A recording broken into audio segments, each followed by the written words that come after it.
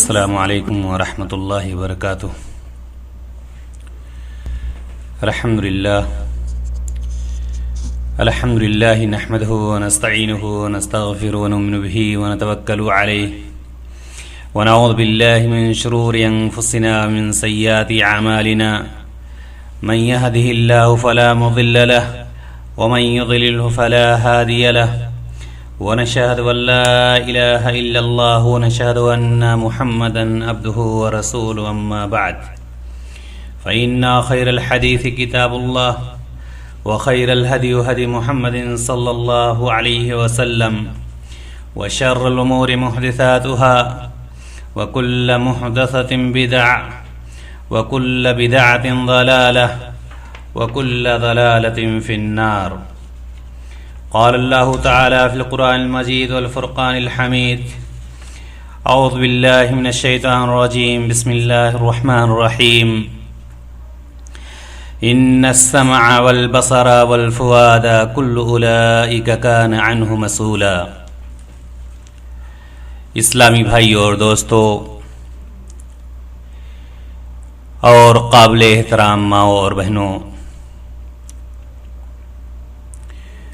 تمام قسم کی حمد و ثنا، تعریف و توصیف، بڑائی اور بزرگی اس وحدہ لا شریک کے لیے ہے جس نے ہم تمام لوگوں کو اس دار فانی میں پیدا فرمایا اور پیدا فرمانے کے بعد یوں ہی بیکار نہیں چھوڑا بلکہ ہمارے اور آپ کے ساری ضروریات کے سامان کو مہیا کیا۔ اس کے بعد لاکھوں کروڑوں درود و سلام اس ذات مبارکہ مقدسہ اور مطہرہ پر جن کا نام نامی اسم گرامی جناب محمد رسول اللہ صلی اللہ علیہ وسلم ہے۔ محترم سامعین کرام، اللہ تبارک و تعالیٰ کا لاکھ لاکھ شکر و احسان ہے کہ اس نے ہم تمام لوگوں کو اپنی بے شمار نعمتوں سے نوازا ہے، بے شمار نعمتیں ہمارے اوپر نچھاور کی ہیں، بلکہ خود اللہ تبارک و تعالی ارشاد فرماتا ہے کہ اگر تم ہماری نعمتوں کو شمار کرنا چاہو تو شمار نہیں کر سکتے۔ اللہ تعالیٰ کی جہاں پر بہت ساری نعمتیں ہیں وہاں پر اللہ تبارک و تعالیٰ کی ایک نعمت یہ بھی ہے کہ اللہ رب العزت نے ہمیں انسان بنایا ہے، ہمیں حیوان نہیں بنایا۔ اگر اللہ تبارک و تعالیٰ کتا، بندر، بلی بنا دیتا، چوہا بنا دیتا، اللہ تبارک و تعالیٰ نے ان ساری چیزوں سے ہمیں محفوظ رکھا،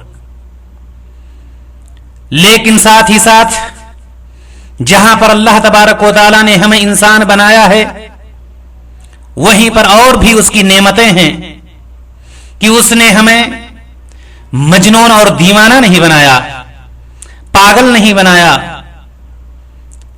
اسپتالوں میں جا کر آپ اس بات کا اندازہ لگا سکتے ہیں ان لوگوں کو دیکھ کر کہ جن کی عقلوں کو اللہ تبارک و تعالیٰ نے چھین لیا ہے، ان لوگوں کو دیکھ کر جن کی بینائی کو اللہ تبارک و تعالیٰ نے چھین لیا ہے، ان لوگوں کو دیکھ کر جن کے پیروں کو اللہ تبارک و تعالیٰ نے چھین لیا ہے، ان لوگوں کو دیکھ کر جن کے ہاتھوں کو اللہ تبارک و تعالیٰ نے چھین لیا ہے، جن کی عقلوں کو اللہ تبارک و تعالیٰ نے چھین لیا ہے، اللہ تبارک و تعالیٰ نے ہمیں ان ساری چیزوں سے منور فرمایا ہے۔ یہ ساری چیزیں ہمارے اندر موجود ہیں اور اللہ تعالیٰ نے فرمایا لَإِن شَكَرْتُمْ لَأَزِيدَنَّكُمْ وَلَإِن كَفَرْتُمْ إِنَّ عَذَابِي لَشَدِيدٌ۔ اگر تم ہمارا شکریہ ادا کرو گے تو ہم اور اضافہ کر دیں گے۔ ساتھ ہی ساتھ اللہ تبارک و تعالیٰ کا بہت بڑا انعام اور اکرام ہے کہ اللہ تبارک و تعالیٰ نے ہمیں امت محمدیہ صلی اللہ علیہ وسلم میں شامل فرمایا۔ اسلامی بھائی اور دوستو، जनाब मोहम्मद रसूलुल्लाह सल्लल्लाहु अलैहि वसल्लम की उम्मत में आने का मतलब यह हुआ कि अल्लाह तबारक व तआला ने जनाब मोहम्मद रसूलुल्लाह सल्लल्लाहु अलैहि वसल्लम के जरिए से हम तक उन सारी चीजों को पहुंचा दिया है जो कुछ अल्लाह तबारक व तआला हमसे चाहता है, और जनाब मोहम्मद रसूलुल्लाह सल्लल्लाहु अलैहि वसल्लम ने सारी चीजों को बयान फरमा दिया।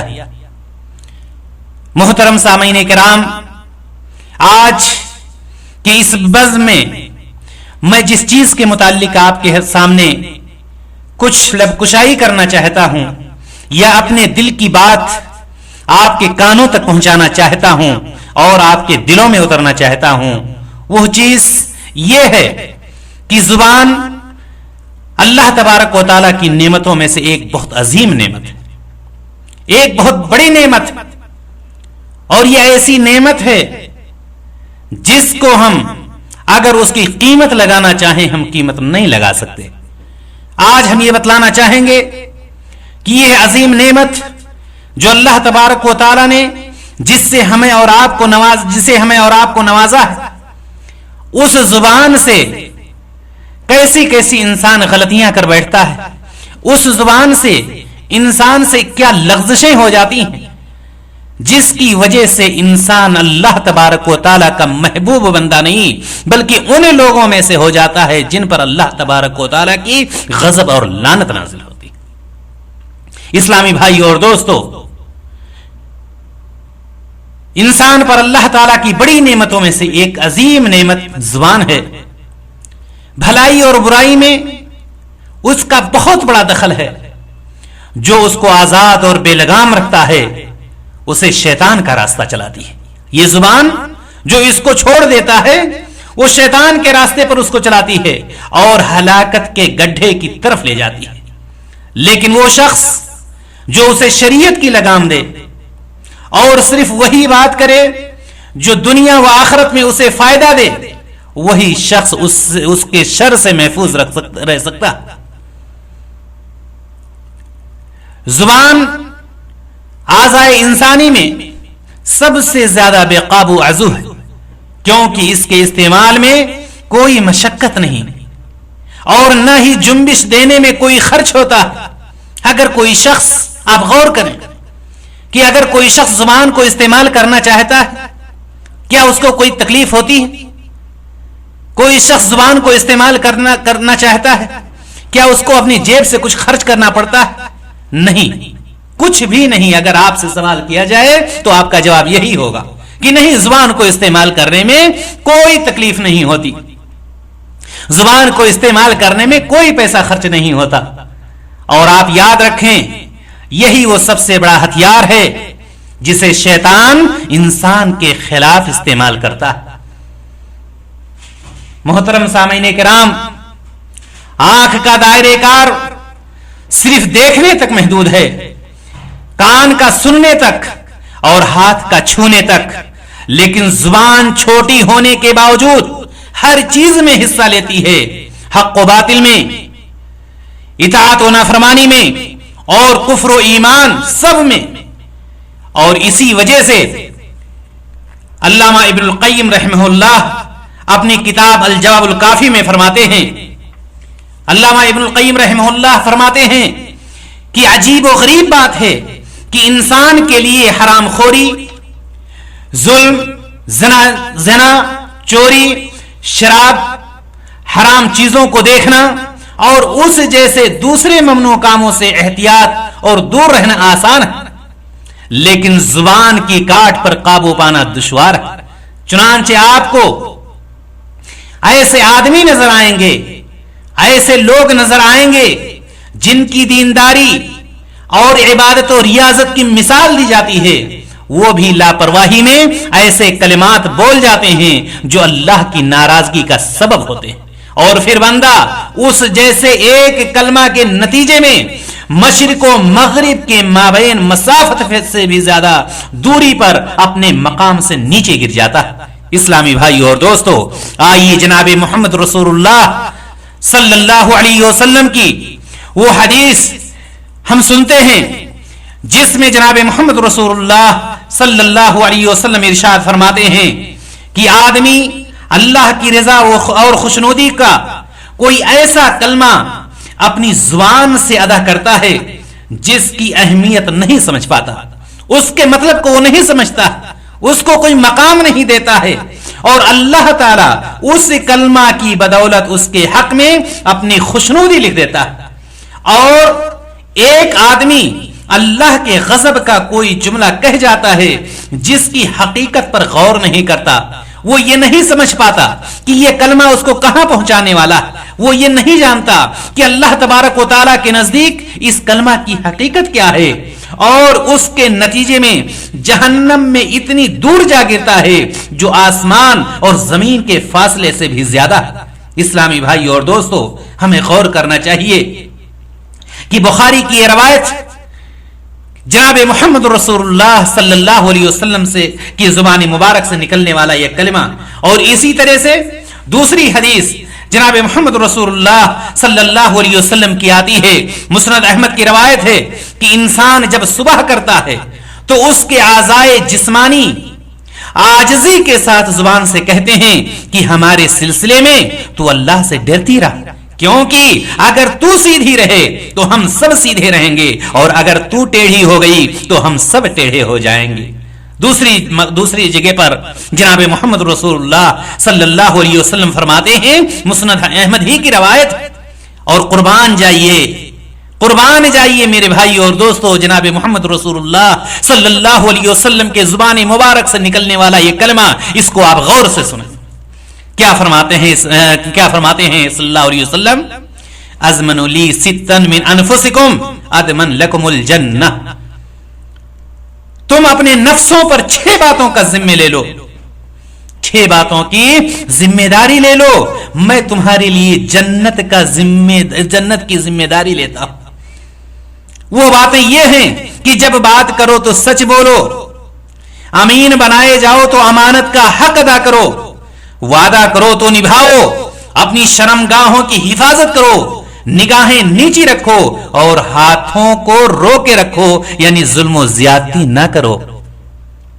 یہ اللہ کے رسول صلی اللہ علیہ وسلم کی زبان مبارک سے یہ وہ الفاظ ہیں، یہ وہ کلمہ ہے کہ جناب محمد رسول اللہ صلی اللہ علیہ وسلم نے فرمایا ہے کہ ان 6 چیزوں کی ذمہ داری تم لے لو، جنت کی ذمہ داری میں لیتا ہوں، تم جنت میں داخل ہوگے۔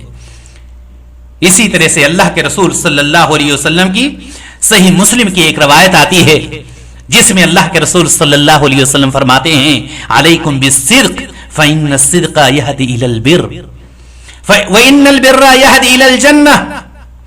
آپ صلی اللہ علیہ وسلم فرماتے ہیں کہ تم سچ بولنے کو اپنے اوپر لازم کر لو، کیونکہ سچائی نیکی کی راہ دکھاتی ہے اور نیکی جنت کی طرف لے جاتی ہے۔ آدمی ہمیشہ سچ بولتا ہے اور سچ کی جستجو میں لگا رہتا ہے، یہاں تک کہ اللہ تعالیٰ کے نزدیک سچا لکھ دیا جاتا ہے۔ جو شخص سچ ہی کی تلاش میں رہتا ہے، جو شخص سچ ہی کی دھن میں رہتا ہے، اللہ تبارک و تعالیٰ اس کے لیے سچا اپنے پاس بھی اللہ تبارک و تعالیٰ کے پاس وہ سچا لکھ دیا جاتا ہے۔ لیکن اللہ کے رسول صلی اللہ علیہ وسلم فرماتے ہیں، اور جھوٹ بولنے سے بچو، کیونکہ جھوٹ گناہ کی طرف لے جاتا ہے، اور گناہ جنت میں داخل کر، اور گناہ جو ہے جہنم میں داخل کر دیتا ہے۔ آدمی ہمیشہ جھوٹ بکتا اور جھوٹ کے پیچھے لگا رہتا ہے، یہاں تک کہ اللہ تعالیٰ کے یہاں وہ جھوٹا لکھ دیا جاتا ہے۔ اسلامی بھائی اور دوستو اور میری ماں اور بہنوں، کتنے ایسے لوگ ہوتے ہیں جو جھوٹ بولنے پر فخر کرتے ہیں، کتنے ایسے لوگ ہوتے ہیں کہ جھوٹ بول کر کے وہ اپنے آپ کو عقل مند ثابت کرنا چاہتے ہیں، جبکہ اللہ تبارک و تعالیٰ اس چیز کو قطعاً پسند نہیں کرتا۔ اللہ تبارک و تعالیٰ کس چیز کو پسند کرتا ہے؟ اللہ تبارک و تعالیٰ سچائی کو پسند کرتا ہے۔ اللہ تبارک و تعالیٰ نے شریعت اسلامیہ نے اس بات کو واضح کر دیا ہے کہ جھوٹ مومن کے صفات میں سے نہیں۔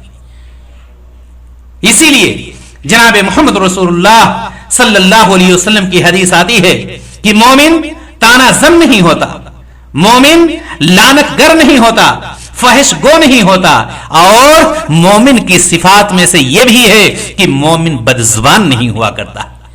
اسلامی بھائی اور دوستو، اگر آدمی کو یقین ہو جائے کہ اس کی نگرانی ہو رہی ہے، اس کا حساب بھی ہوگا، اور زبان سے نکلی ہوئی ہر چھوٹی بڑی بات لکھی جا رہی ہے، تو زبان سے نکلے ہوئے ہر کلمہ کی اہمیت کو محسوس کرے گا اور بولنے سے پہلے خوب سوچے گا۔ اگر گفتگو بھلائی پر مشتمل ہوگی تو زبان پر لائے گا، ورنہ روک لے گا۔ کیوں؟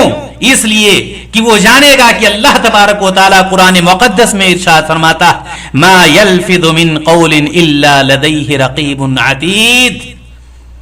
یہ اللہ تبارک و تعالی نے سورہ قاف میں ارشاد فرمایا ہے کہ انسان کوئی بات ادا نہیں کرتا مگر اس کے قریب حاضر باش نگراں ہوتے ہیں، اس کو لکھا جاتا ہے۔ یہ نہیں کہ جو بھی انسان ادا کرتا گیا کوئی پرواہ نہیں، اللہ تبارک و تعالی نے اپنے ایسے فرشتوں کو متعین کر دیا ہے کہ ایک لفظ بھی ادا ہوتا ہے اس کو بھی وہ فرشتے اپنی کتاب میں لکھ لیتے ہیں۔ اور اللہ تبارک و تعالی دوسری جگہ پر ارشاد فرماتا ہے، وَإِنَّ عَلَيْكُمْ لَحَافِظِينَ كِرَامًا كَاتِبِينَ، اور تم پر باعزت لکھنے والے چوکیدار متعین ہیں۔ فرشتوں کو اللہ تبارک و تعالی نے متعین کر دیا ہے۔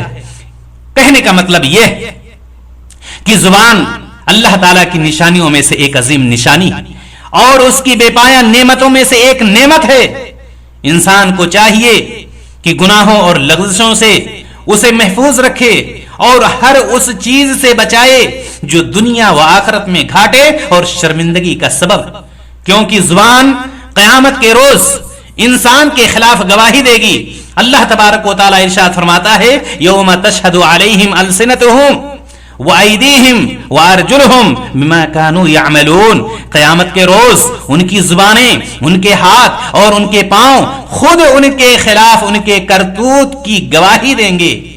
اسلامی بھائی اور دوستو، ہم اگر یہ چاہتے ہیں کہ ہم اپنے آپ کو بچائیں، اگر ہم یہ چاہتے ہیں کہ ہم اپنے آپ کو اللہ تبارک و تعالیٰ کا محبوب بندہ بنائیں، تو ہمیں وہی کام کرنا ہوگا جو شریعت اسلامیہ نے متعین کیا۔ اور آپ یہ جانتے ہیں کہ زبان کی سب سے خطرناک آفت یا زبان کی سب سے خطرناک لغزش چغل خوری۔ اسلامی بھائی اور دوستو، چغل خوری کس کو کہتے ہیں؟ سب سے پہلے ہم یہ جاننے کی کوشش کریں کہ چغل خوری ہے کیا چیز، کس کو کہا جاتا ہے چغل خوری؟ ایک ہوتی ہے چغل خوری اور ایک ہوتا ہے غیبت۔ آئیے ہم دونوں کی وضاحت آپ کے سامنے کرتے ہیں۔ سب سے پہلے ہم یہ سمجھنے کی کوشش کریں کہ چغل خوری کسے کہتے ہیں۔ چغل خوری کہتے ہیں فساد، عیب جوئی، دل کو بھڑکانے اور بغض و عناد پیدا کرنے کی خاطر دو اشخاص کے درمیان ایک دوسرے کی گفتگو نقل کرنا۔ فساد برپا کرنے کی یہ کوشش دو دوستوں، دو ساجھیداروں، میاں بیوی، دو رشتہ داروں، دو خاندانوں، دو قبیلوں، دو قوموں، دو ملکوں یا کسی بھی قسم کے دو فریقوں جن کے درمیان روابط، محبت، دوستی، معاملہ داری کے تعلقات ہوں، ان سب کے درمیان کی جا سکتی ہے۔ اور چغل خوری ایک ایسی خطرناک چیز ہے جو بغض و حسد پیدا کرتی ہے، احباب و اقارب کے درمیان تفریق ڈالتی ہے اور معاشرہ کے اندر عداوت و دشمنی پھیلاتی ہے۔ ایسے کتنے واقعات ہیں کہ چغل خوری نے دو صاف دل دوستوں کو جدا کر دیے، دو صاف دل دوستوں کو جدا کر دیا، کتنے رشتے ناطے توڑ دیے، ان کے مابین موجود تعلقات اور الفت و محبت کو پامال کر کے رکھ دیا اور معاشرہ میں بگاڑ اور رنجش کا سبب بنی۔ یہی وجہ ہے کہ نبی کریم صلی اللہ علیہ وسلم نے اسے حالقہ یعنی مونڈنے والی قرار دیا ہے، جو ہر خیر کا استحصال کرتی اور ہر شر کو دعوت دیتی ہے۔ یہ چغل خوری ہر شر کو دعوت دیتی ہے۔ اس کے نتیجے میں بڑے بڑے گناہ جنم لیتے ہیں، روحانیت کا خاتمہ ہوتا ہے اور قبیلے اور جماعتیں ایک دوسرے سے جدا ہو جاتی ہیں۔ چغل خور کے بارے میں جناب محمد رسول اللہ صلی اللہ علیہ وسلم نے سخت وعید فرمائی اور اسے بدترین لوگوں میں شمار کیا۔ اللہ کے رسول صلی اللہ علیہ وسلم ارشاد فرماتے ہیں، مسند احمد کی یہ روایت ہے کہ اللہ کے بہترین بندے وہ ہیں جنہیں دیکھ کر اللہ یاد آ جائے۔ اللہ تعالیٰ کے بہترین بندے کون سے ہیں؟ جنہیں دیکھ کر اللہ یاد آ جائے. اور بدترین لوگ وہ ہیں جو چغل خوری کرنے والے، دوستوں کے مابین تفریق ڈالنے والے، اور بری وہ پاک دامن لوگوں کو مشقت و پریشانی میں مبتلا کرنے والے.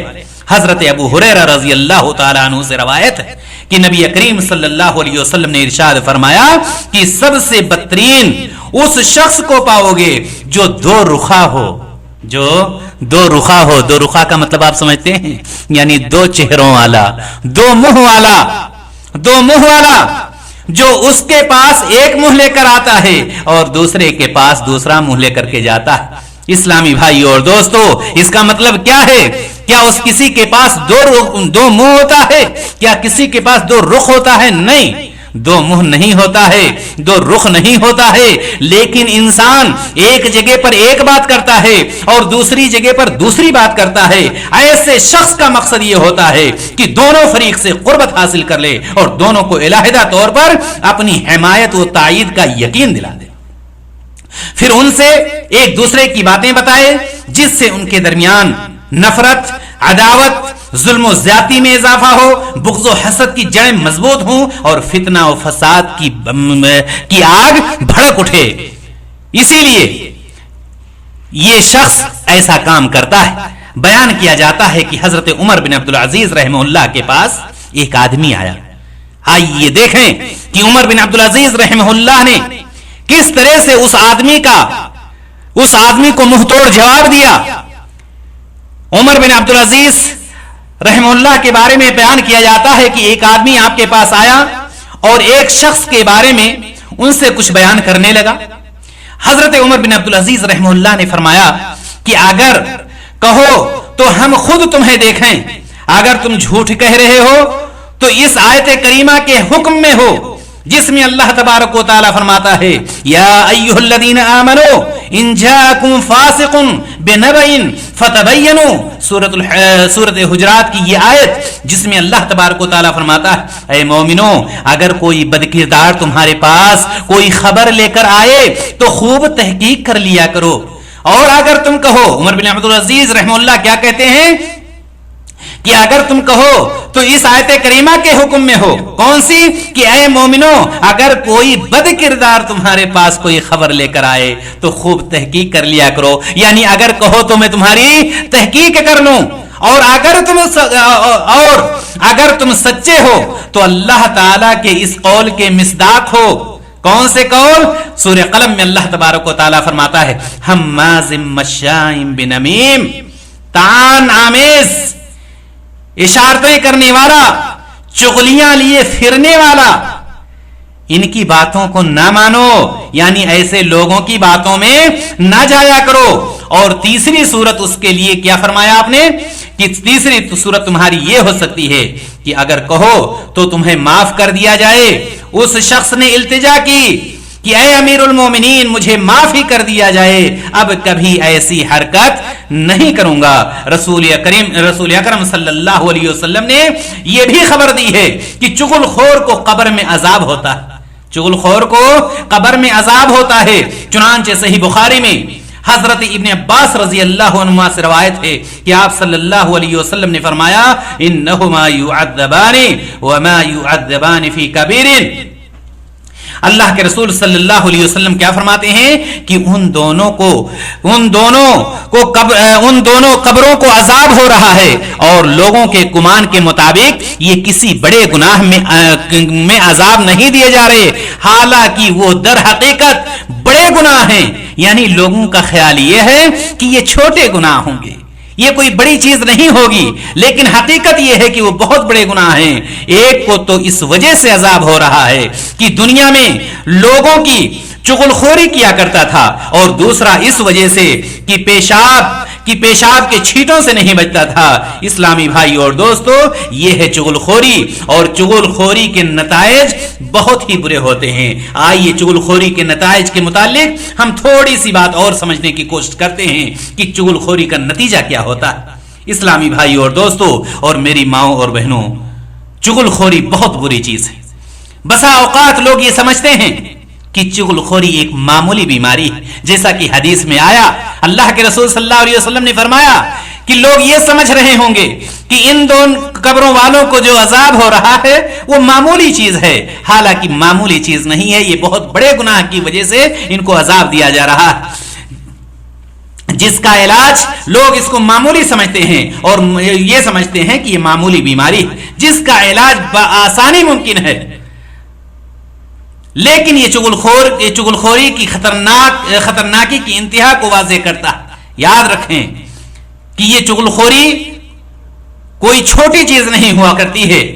اس کے نتیجے میں لوگوں کے درمیان فوٹ اور زمین میں فساد برپا ہو جاتا ہے. آئیے ہم آپ کو امام ذہبی رحمہ اللہ کی کتاب الکبائر سے ایک واقعہ بیان کرتے ہیں کہ چغلخوری کتنی بڑی چیز ہے اور انسان کو کہاں سے کہاں پہنچا دیتی ہے. حماد بن سلمہ رحمہ اللہ بیان کرتے ہیں کہ ایک شخص نے، ہماری مائیں اور بہنیں غور سے سنیں چونکہ ان کے اندر یہ ساری چیزیں بہت زیادہ پائی جاتی ہیں. حماد بن سلمہ رحمہ اللہ بیان کرتے ہیں کہ ایک شخص نے غلام فروخت کیا یعنی بیچا اور خریدنے والے کو بتا دیا کہ یہ صرف چغلخور ہے، باقی کوئی عیب اس کے اندر نہیں. یعنی ایک شخص غلام کو بیچنے کے لیے گیا اور جو خریدنے والا تھا خریدنے والے سے یہ بتلا دیا کہ اس کے اندر ایک عیب ہے کہ یہ چغلخور ہے اور دوسرا عیب نہیں پایا جاتا ہے. خریدار کو اس عیب کے باوجود غلام قابل قبول تھا، یعنی وہ یہ جان گیا کہ یہ چغلخور ہے، اس کے باوجود اس نے غلام کو پسند کر لیا، چنانچہ اس نے خرید لیا. ابھی غلام نے چند ہی روز گزارے تھے کہ مالک کی بیوی سے کہا کہ تمہارے شوہر تم کو پسند نہیں کرتے اور تم پر سوکن لانا چاہتے ہیں، کیا تم چاہتی ہو کہ وہ تمہارے ساتھ مہربانی سے پیش آئے؟ بیوی نے کہا ہاں. غلام نے کہا جب تمہارا شوہر سو رہا ہو اس طرح سے اس کی داڑھی کے بال کاٹ دو. ٹھیک ہے، آپ نے سمجھ لیا. بیوی سے کیا کہا؟ بیوی سے یہ کہا کہ تمہارے اوپر سوکن لانا. سوکن کا مطلب یہ کہ تمہارا شوہر دوسری شادی کرنا چاہتا ہے اور اگر تم اس کی خوشیاں حاصل کرنا چاہتی ہو، اگر تم اس کو اپنا بنانا چاہتی ہو تو یہ کام کر جاؤ. اس نے کہا ٹھیک ہے، بیوی راضی ہوگی. اس کے بعد وہ غلام کہاں جاتا ہے؟ شوہر کے پاس جاتا ہے اور کہتا ہے کہ تمہاری بیوی نے دوسرا یار بنا لیا ہے، یعنی وہ غلط ہے، کسی اور کے ساتھ رہتی ہے اور تم کو قتل کرنے کا ارادہ رکھتی ہے، تم کو وہ قتل کر دے گی. کیا تم حقیقت جاننا چاہتے ہو؟ اگر تمہیں ہماری بات پر یعنی یقین نہیں آ رہا ہے تو کہو تو میں حقیقت بتلا دوں تم کو. مالک نے کہا بالکل، ہمیں تو اپنی عورت پر کبھی شبہ نہیں ہوا، لیکن اگر تم کہہ رہے ہو تو ٹھیک ہے، ہم آزما لیتے ہیں، کیا حقیقت میں ہماری بیوی ایسی ہے؟ غلام نے مشورہ دیا کہ بناوٹی سو جائیے، دیکھیے آپ کی بیوی آپ کو قتل کرنا چاہتی ہے، آپ بناوٹی سو جائیے. آدمی نے ایسا ہی کیا. بیوی بال مونڈنے کے لیے اس طرح لے کر آئی، چونکہ اس غلام نے یہ کہا تھا کہ اس کے داڑھی کے بال کاٹ دو، تو وہ قتل کرنے نہیں آ رہی تھی بلکہ بال کاٹنے کے لیے آ رہی تھی. تو آدمی نے سمجھا کہ قتل کرنا چاہتی ہے، اس لیے اس طرح چھینا اور اس کو قتل کر دیا. بیوی کو شوہر نے اس طرح چھین کر، چونکہ وہ بناوٹی سو رہا تھا، اس طرح چھین کر کے اس کو قتل کر دیا. اس کے بعد آدمی اور عورت کے خاندان والے آئے اور دونوں گروہوں میں خوب جنگ ہوئی. کہنے کا مطلب یہ ہے کہ ایک شخص، ایک غلام جس کو یہ جان کر کے لایا گیا تھا کہ اس کے اندر ایک چھوٹی سی بیماری ہے اور وہ بیماری یہ ہے کہ اس کے اندر چغلخوری کی عادت پائی جاتی ہے اور اس کو یہ سمجھا گیا تھا کہ یہ کوئی عام چیز، کوئی اہم چیز نہیں ہے. لیکن اس غیر معمولی چیز کو نے، جس کو انسان غیر معمولی سمجھ رہا تھا، اس نے ایسا کرشمہ دکھایا کہ دو خاندانوں کے درمیان بلکہ کبھی کبھار یہ ہوتا ہے کہ دو ملکوں کے درمیان اس سے فساد پیدا ہو جاتا ہے. اسلامی بھائی اور دوستو، کہنے کا مطلب یہ ہے کہ چغلخوری بہت ہی بری چیز ہے اور انسان کو اس سے بچنا چاہیے اور شریعت اسلامیہ نے اس سے منع فرمایا. اسی طرح سے زبان کی لغزشوں میں سے ایک لغزش میں نے شروع میں بتلایا تھا، غیبت۔ چغل خوری اور غیبت میں فرق، ابھی آپ نے چغل خوری کو سمجھا ہے، آئیے ہم یہ سمجھنے کی کوشش کرتے ہیں کہ غیبت کیا چیز ہوتی ہے۔ اور غیبت بھی یاد رکھیں کہ غیبت بھی بہت ہی بری چیزوں میں سے ہے اور زبان کی لغزشوں میں سے سب سے خطرناک لغزش ہے۔ غیبت کی وضاحت نبی کریم صلی اللہ علیہ وسلم نے اس طرح سے فرمائی، اتدرون ما الغیبہ، اللہ کے رسول صلی اللہ علیہ وسلم نے اپنے صحابہ کرام سے پوچھا، کیا تم جانتے ہو کہ غیبت کسے کہتے ہیں؟ غیبت کیا چیز ہے؟ اتدرون ما الغیبہ قالوا اللہ ورسولہ اعلم۔ صحابہ کرام رضی اللہ تعالی عنہم نے کیا جواب دیا کہ اللہ اور اس کے رسول ہی زیادہ جانتے ہیں۔ قال، نبی کریم صلی اللہ علیہ وسلم نے فرمایا، ذکرک اخاک بما یکرہ۔ آپ صلی اللہ علیہ وسلم نے کیا پوچھا صحابہ کرام سے؟ آپ نے پوچھا کیا تم جانتے ہو غیبت کیا چیز ہے؟ صحابہ کرام رضی اللہ تعالی عنہم نے جواب دیا، اللہ اور اس کے رسول صلی اللہ علیہ وسلم ہی زیادہ جانتے ہیں۔ فرمایا تمہارا ذکرک اخاک بما یکرہ، آپ صلی اللہ علیہ وسلم نے فرمایا تمہارا اپنے بھائی کا اس انداز میں تذکرہ کرنا جس کو وہ ناپسند کرتا ہو۔ صحابہ کرام رضی اللہ تعالی عنہم نے پھر سوال کیا، کیا سوال کیا؟ صحابہ کرام رضی اللہ تعالی عنہم سوال کرتے ہیں کہ جو کچھ میں کہہ رہا ہوں اے اللہ کے رسول صلی اللہ علیہ وسلم، اگر حقیقت میں میرے بھائی کے اندر موجود ہو تب آپ کا کیا خیال ہے؟ اگر میں مثال کے طور پر کسی کو شرابی کہہ رہا ہوں اور وہ شراب پینے والا، اگر میں کسی کو جھوٹا کہہ رہا ہوں اور وہ جھوٹ بولنے والا، تو اس کے بارے میں آپ صلی اللہ علیہ وسلم کیا فرماتے ہیں؟ آپ صلی اللہ علیہ وسلم نے فرمایا اگر وہ غلطی اس کے اندر موجود ہے تو تم نے غیبت کی، ورنہ تم نے بہتان تراشی کی۔ اگر موجود ہے غلطی تبھی تو غیبت ہے، اور اگر وہ غلطی نہیں ہوگی تو وہ چیز بہتان تراشی ہو جائے گی، یعنی اگر وہ برائی ہے تب بھی برا اور برائی نہیں ہے تب بھی برا۔ غیبت کرنے والے کے لیے کسی بھی طرح سے سکون نہیں ہے، اور غیبت کرنے والا کبھی بھی اللہ تبارک و تعالیٰ کا محبوب بندہ نہیں ہو سکتا۔ اسلامی بھائی اور دوستو، اس حدیث سے یہ واضح ہوا کہ انسان اپنے دینی بھائی کی غیر موجودگی میں اس کے اندر موجود ایسی صفت یا عادت کا ذکر کرے کہ اگر وہ موجود ہوتا تو اس کو ناپسند کرتا۔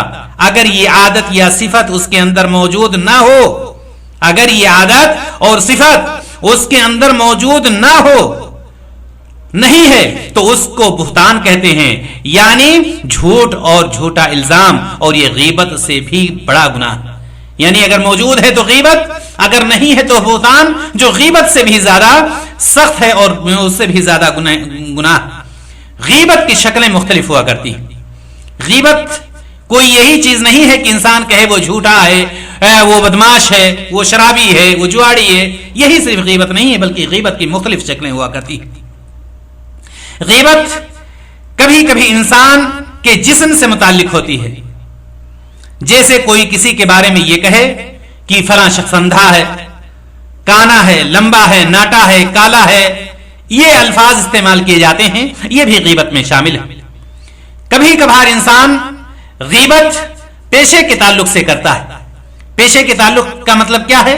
جیسے کوئی کام کرنے والا ہے، اس کو وہ کہتا ہے فلاں چپراسی، حقارت کی نظر سے، وہ لوہار ہے، وہ درزی ہے، اس طرح سے یہ بھی غیبت میں شامل ہے۔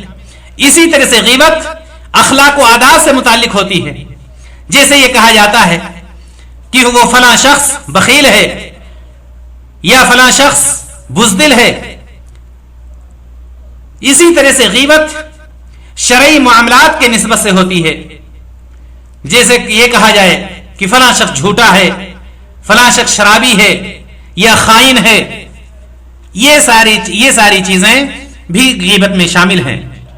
لیکن آپ یاد رکھیں کہ غیبت ہوا کرتی ہے، اور آپ کو غور کرنا چاہیے اس حدیث پر، ابو داؤد کی وہ روایت جس میں نبی کریم صلی اللہ علیہ وسلم نے حضرت عائشہ رضی اللہ تعالی عنہ کے لیے فرمایا تھا، جس وقت حضرت عائشہ رضی اللہ تعالی عنہ نے حضرت صفیہ رضی اللہ تعالی عنہ کے لیے ایک کلمہ ادا کیا تھا، وہ کون سا کلمہ؟ حضرت عائشہ خود اس کی راویہ ہیں، وہ کہتی ہیں کہ میں نے نبی کریم صلی اللہ علیہ وسلم سے کہا کہ صفیہ کے لیے یہی کافی ہے کہ وہ ناٹی ہیں، وہ ناٹی ہیں، ناٹی کا مطلب چھوٹے قد والی ہیں، پست قد ہیں۔ کیا کہتی ہیں؟ میں نے کہا کہ یہی کافی ہے ان کے لیے کہ وہ ناٹی ہیں، یعنی ان کے اندر یہ عیب موجود ہے۔ قربان جائیے، کتنی چھوٹی بات ہے، کتنی چھوٹی بات۔ اور جناب محمد رسول اللہ صلی اللہ علیہ وسلم حضرت عائشہ سے سب سے زیادہ محبت کرنے والے، لیکن حضرت عائشہ کو یوں ہی نہیں چھوڑ دیا، حضرت عائشہ کو آزاد نہیں کر دیا کہ حضرت عائشہ نے چونکہ کہا ہے، ابو بکر کی بیٹی نے چونکہ کہا ہے، نہیں، کیا فرمایا اللہ کے رسول صلی اللہ علیہ وسلم نے؟ فرمایا اے عائشہ، تو نے ایسی بات کہی ہے کہ اگر سمندر کے پانی میں ملا دیا جائے تو پورے سمندر کو یہ ایک کلمہ بدبودار کر دے گا۔ چھوٹی سی بات، کیا کہا تھا؟ کیا کہا تھا؟ صرف اتنا کہا تھا کہ صفیہ کے لیے کافی ہے کہ وہ ناٹی ہیں۔ اسلامی بھائی اور دوستو اور میری ماں اور بہنوں، غور کرنے کا مقام ہے کہ کس طرح سے اللہ کے رسول جناب محمد رسول اللہ صلی اللہ علیہ وسلم نے فوراً پکڑ کیا حضرت عائشہ رضی اللہ تعالی عنہ۔ اسی طرح سے آپ یہ جانتے چلیے کہ غیبت کرنا، یہ غیبت سماجی ناسور ہے جس کا ارتکاب مسلمانوں کو زیب نہیں دیتا۔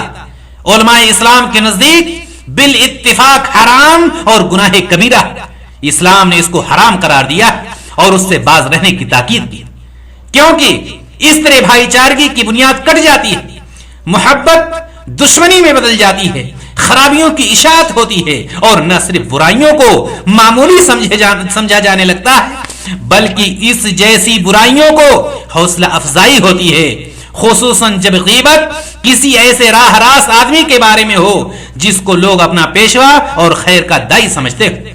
اسلامی بھائی اور دوستو، غیبت سے نفرت دلانے کے لیے قرآن کریم نے غیبت کرنے والے کو اس شخص سے تشبیہ دی ہے جو اپنے مردہ بھائی کا گوشت کھاتا ہے۔ اللہ تبارک و تعالیٰ قرآن مقدس میں کیا ارشاد فرماتا ہے؟ اللہ تبارک و تعالیٰ فرماتا ہے وَلَا يَغْتَبْ بَعْضُكُمْ بَعْضًا أَيُحِبُّ أَحَدُكُمْ أَن يَأْكُلَ لَحْمَ أَخِيهِ مَيْتًا فَكَرِهْتُمُوهُ۔ اللہ تبارک و تعالیٰ نے سورہ حجرات میں یہ فرمایا، تم آپس میں ایک دوسرے کی غیبت نہ کرو۔ کیا فرمایا؟ تم آپس میں ایک دوسرے کی غیبت نہ کرو۔ کیا تم میں سے کوئی اپنے مردہ بھائی کا گوشت کھانا پسند کرتا ہے؟ اللہ تبارک و تعالیٰ سوال کر رہا ہے، کیا کوئی یہ پسند کرتا ہے کہ اپنے مردہ بھائی کا گوشت کھائے؟ اور پھر کہتا ہے نہیں، تم خود اس سے گھن کھاتے ہو۔ تو جو شخص اپنے بھائی کی عدم موجودگی میں اس کے خلاف باتیں کرتا ہے، ایسے ہی ہے جیسے کوئی دانتوں سے اسے نوچ رہا ہے اور اس کا گوشت کھا رہا ہے اور وہ مردہ جس کی وجہ سے نوچنے اور کھانے کی تکلیف کو محسوس نہیں کرتا۔ مردہ بھائی سے تشبیہ کیوں دی گئی؟ اس لیے تشبیہ دی گئی ہے کہ اگر مردہ کے جسم کو پھاڑ دیا جائے کیا اس کو کوئی تکلیف ہو سکتی؟ نہیں تکلیف ہو سکتی۔ اسی طرح سے چونکہ بھائی موجود نہیں ہوتا، اس کے پیٹھ پیچھے یہ غیبت کی جاتی ہے، وہ نہیں موجود ہوتا ہے اس لیے اس کو احساس نہیں ہوتا۔ بالکل یہی مثال جیسے مردہ کے جسم کو کاٹا جائے اور اس کو پتہ نہ چلے۔ اسلامی بھائی اور دوستو، آئیے ہم ایک واقعہ اور سنتے ہیں حضرت ماعز رضی اللہ تعالی عنہ کا۔ حضرت ماعز مشہور صحابی، حضرت ماعز رضی اللہ تعالی عنہ سے زنا سرزد ہوتا ہے، زنا کا ارتکاب ہو جاتا ہے۔ اللہ تبارک و تعالی غفور رحیم ہے، توبہ کو قبول فرمانے والا۔ نبی کریم صلی اللہ علیہ وسلم کے پاس آتے ہیں اور اپنے جرم کا اعتراف کر لیتے ہیں۔ جرم کا اعتراف کیا؟ وہ کہہ دیتے ہیں اللہ کے رسول صلی اللہ علیہ وسلم مجھ سے یہ غلطی ہو گئی ہے، میں نے زنا کیا۔ چاہتے یہ تھے حضرت معاذ یہ چاہتے تھے کہ شرعی حد قائم کی جائے تاکہ گناہ سے پاک و صاف ہو جائیں، چنانچہ آپ کو سنسار کیا گیا، بالآخر آپ مر گئے۔ اللہ کے رسول صلی اللہ علیہ وسلم کو بتلایا، آپ نے حد نافذ کروا دیا۔ اس واقعہ کے کچھ ہی دنوں بعد نبی کریم صلی اللہ علیہ وسلم نے دو آدمیوں کو کہتے ہوئے سنا، ایک دوسرے سے کہہ رہا تھا، کیا اس شخص کے بارے میں غور نہیں کرتے؟ اللہ نے اس کی پردہ پوشی کی، اس کے نفس نے اس کا پیچھا نہیں چھوڑا، بالآخر کتے کی طرح سنسار کر دیا گیا۔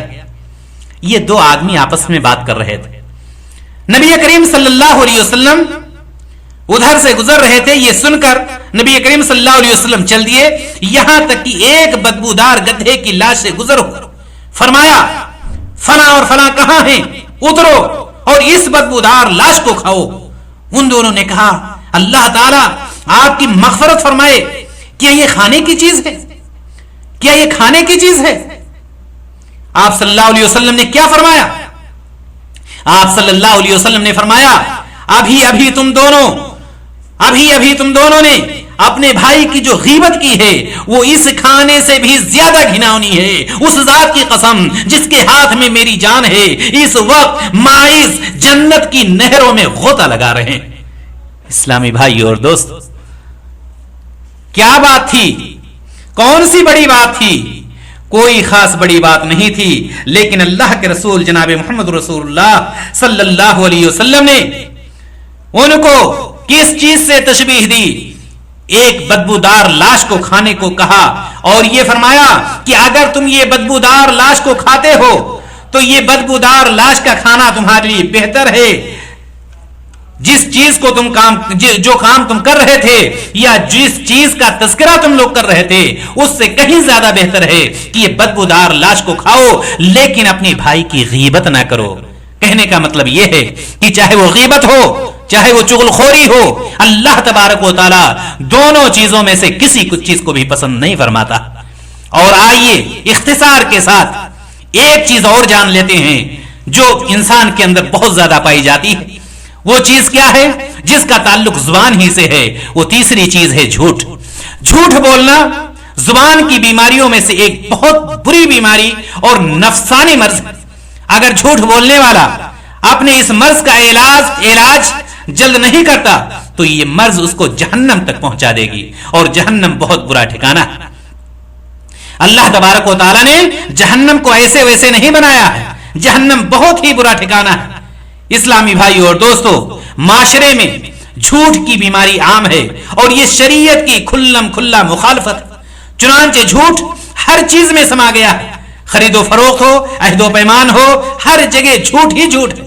لوگ جھوٹ بولنے میں لاپرواہی کا شکار ہیں، یہاں تک کہ چھوٹے بچے اس بری عادت پر پروان چڑھتے ہیں، اور بڑی عمر کے لوگ بھی اس سے پرہیز نہیں کرتے، جبکہ نبی کریم صلی اللہ علیہ وسلم کا یہ فرمان ہے کہ وَإِنَّ الْكَذِبَ يَهْدِي إِلَى الْفُجُورِ وَإِنَّ الْفُجُورَ يَهْدِي إِلَى النَّارِ۔ اللہ کے رسول صلی اللہ علیہ وسلم کیا فرماتے ہیں؟ ابو داؤد کی روایت جس میں جناب نبی کریم صلی اللہ علیہ وسلم نے فرمایا ہے کہ بے شک جھوٹ گناہ کی طرف لے جاتا ہے، اور گناہ جہنم کی طرف لے جاتے ہیں، اور آدمی برابر جھوٹ بولتا رہتا ہے اور جھوٹ کا پیچھا کرتا ہے، یہاں تک کہ اللہ کے یہاں اللہ پرلے درجے کا جھوٹا لکھ دیا جاتا ہے۔ جھوٹا کتنا ہی اپنے آپ کو چھپانے کی کوشش کرے، لیکن اللہ تعالیٰ دیر سویر اس کا پول ضرور کھول دیتا ہے، اور اس کا گناہ اسے رسوا کر کے رکھ دیتا ہے۔ اب اگر ایسے شخص کو کوئی یار نہ ملے یا قریبی رشتہ دار بھی دور بھاگیں تو پریشان نہیں ہونا چاہیے۔ کیوں؟ یہ کھوٹا سکہ کیا یہ کھوٹا سکہ نہیں ہے؟ تو پھر اے میرے مسلمان بھائیوں، کون سی چیز ہمیں ایسا کھوٹا سکہ استعمال کرنے پر مجبور کرتی ہے؟ اسلامی بھائی اور دوستو، ہمیں ایسے سکوں سے بچنا چاہیے، کیونکہ ایسے سکے اللہ تبارک و تعالیٰ کے نزدیک چلنے والے نہیں ہیں۔ اللہ تبارک و تعالیٰ کے نزدیک تو وہی سکے چلیں گے جو سکے جناب محمد رسول اللہ صلی اللہ علیہ وسلم سے صحیح ثابت ہوئے۔ اسلامی بھائی اور دوستو، اگر کسی کے اندر برائی اگر کسی کے اندر جھوٹ پایا جاتا ہے تو اس کے نتائج بہت برے ہوتے ہیں۔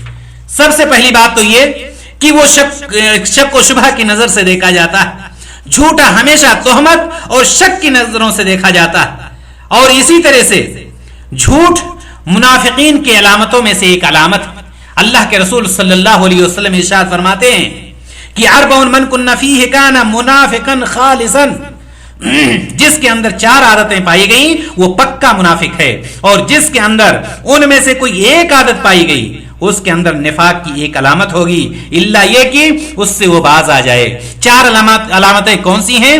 جب کسی چیز پر امین بنایا جائے تو خیانت کرے، نمبر 2 جب گفتگو کرے تو جھوٹ بولے، اور نمبر 3 جب پیمان باندھے تو غداری کرے، اور نمبر 4 یہ ہے کہ جب جھگڑا کرے تو گالی گلوچ پر اتر آئے۔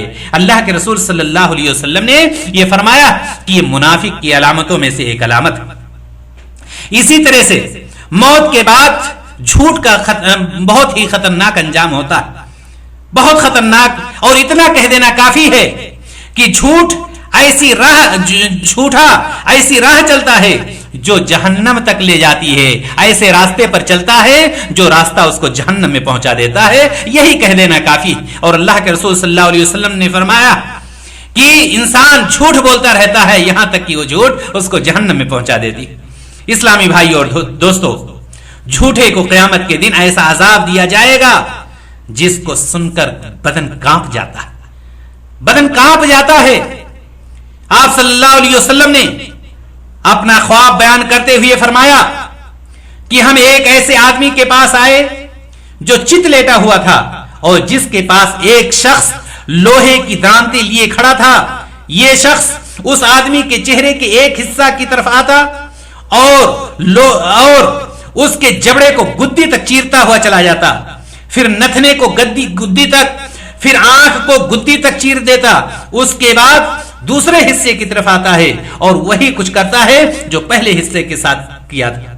اس طرح ایک حصہ سے فارغ نہیں ہوتا کہ دوسرا حصہ پہلے کی طرح درست ہو جاتا ہے، اور یہ چیر پھاڑ کا عمل مسلسل جاری رہتا ہے۔ رسول اللہ صلی اللہ علیہ وسلم فرماتے ہیں کہ میں نے کہا سبحان اللہ، یہ کس شخص کا حال ہے؟ اللہ کے رسول صلی اللہ علیہ وسلم دیکھ کر پریشان ہو جاتے ہیں کہ یہ کون سا شخص ہے جس کی یہ حالت بنا دی گئی۔ فرشتے نے کیا کہا؟ یہ وہ شخص ہے جو گھر سے نکلتا تو ایسا جھوٹ بولتا جو آنن فانن دوری پوری دنیا میں پھیل جاتا۔ اسلامی بھائی اور دوستو، فرشتے نے کیا بتلایا؟ فرشتے نے یہی بتلایا کہ یہ وہ شخص ہے جو اپنی جھوٹ سے اپنا سکہ جماتا تھا، اپنی جھوٹ سے لوگوں کو یہ بتلاتا تھا کہ ہم بہت زیادہ عقل مند ہیں، ہماری باتیں بہت زیادہ قبول ہونے والی ہیں۔ اسلامی بھائی اور دوستو، لیکن حقیقت یہ نہیں ہے۔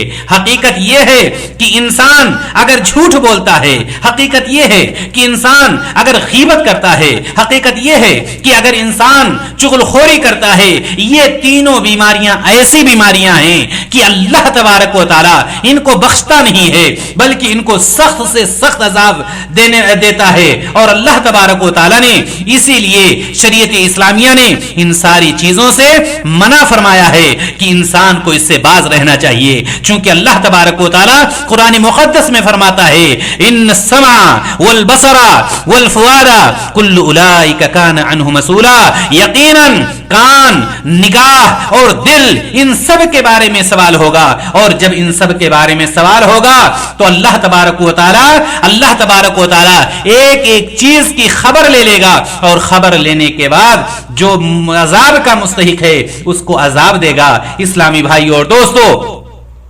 اللہ تبارک و تعالی نے ہمیں اور آپ کو ان ساری چیزوں سے بچنے کا حکم دیا ہے۔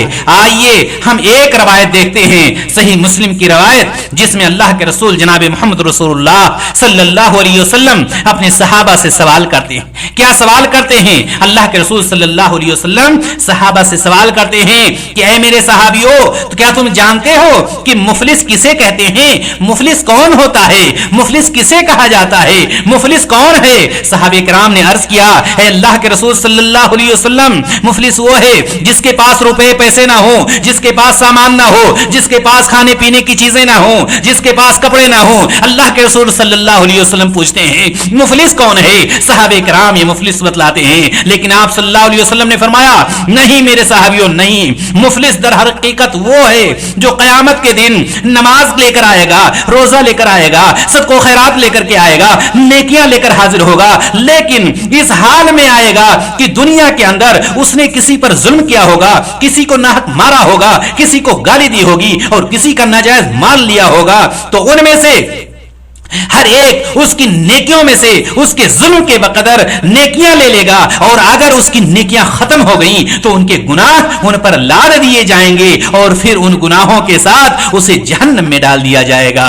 جناب محمد رسول اللہ صلی اللہ علیہ وسلم نے فرمایا میرے صحابیوں مفلس ایسے شخص کو کہا جاتا ہے. اور اسلامی بھائی اور دوستو آپ یاد رکھیں کہ اللہ کے رسول جناب محمد رسول اللہ صلی اللہ علیہ وسلم نے جس چیز سے ہمیں منع کیا ہے اس چیز میں ہمیں کبھی بھی فائدہ نہیں ہو سکتا.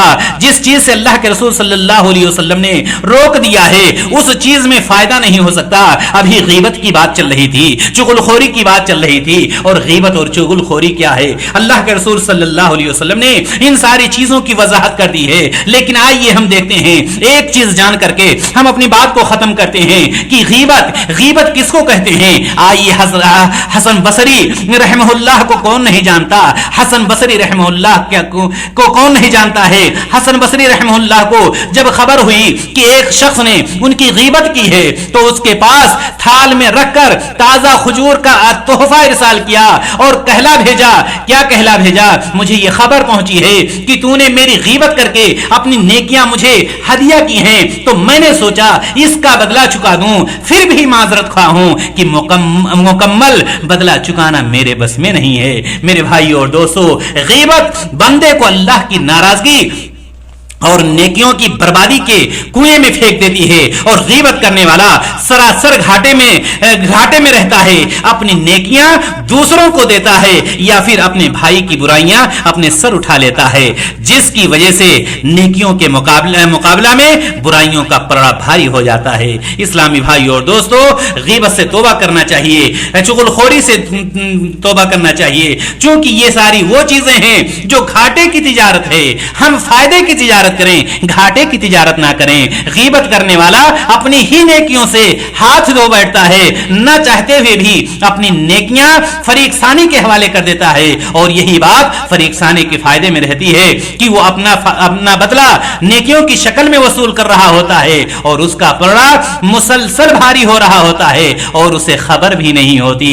اسلامی بھائی اور دوستو حضرت ابو امامہ باہلی رضی اللہ تعالیٰ عنہ بیان کرتے ہیں کہ بندہ کو روز قیامت جب اپنا نام اعمال دیا جائے گا وہ اس میں اپنی ایسی نیکیاں دیکھے گا جن کو اس نے کیا ہی نہیں. کہے گا اے پروردگار میرے کھاتے میں یہ نیکیاں کہاں سے آئیں؟ اللہ تعالیٰ فرمائیں گے, اللہ تعالیٰ کیا فرمائیں گے؟ اللہ تعالیٰ فرمائیں گے لوگوں نے دنیا میں تیری جو غیبت کی تھی یہ اس کا بدلہ ہے اور تجھے احساس تک نہیں ہوا تھا.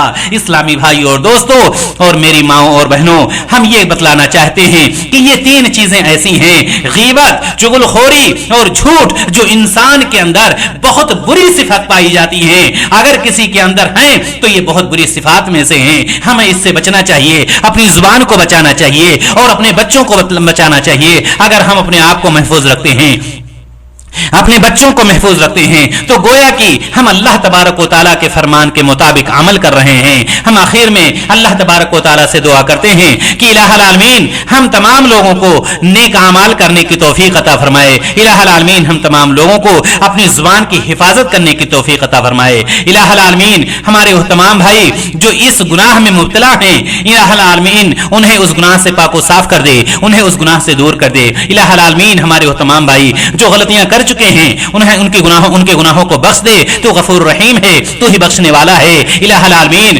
ہم تجھ سے تیرے سامنے ہی ہاتھ پھیلاتے ہیں, تجھ سے ہی دعا کرتے ہیں. تو ہی بخش سکتا ہے, تو ہی ہمارے گناہوں کو درگزر فرما سکتا ہے. الہ العالمین تو غفور رحیم ہے. وآخر دعوانا ان الحمدللہ رب العالمین. السلام علیکم ورحمۃ اللہ وبرکاتہ.